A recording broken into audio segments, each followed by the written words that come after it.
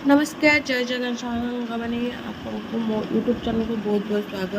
ଆପଣ ଦେଖିପାରୁଥିବେ କାଲି ଭାଦ୍ରବ ମାସ ଶେଷ ରବିବାର ଥିଲା ଯେହେତୁ ତ ସେଥିପାଇଁ ଝିଅମାନେ ମିଳିମିଶି ସବୁ ଖୁଦୁରୁକୁଣୀ କରନ୍ତି।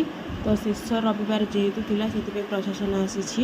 ମା ମଙ୍ଗଳା ବି ବହୁତ ଭାବରେ ଭଲ ଭାବରେ ସଜା ହେଇଛି ଦେଖିପାରୁଥିବେ। ଏଇଠି ବାଘ ନାଚ ସହିତ ଆପଣ ଘୋଡ଼ା ନାଚ ଦେଖିବେ ଆଉ ହରିଣ ନାଚ ଦେଖିବେ ମଧ୍ୟ।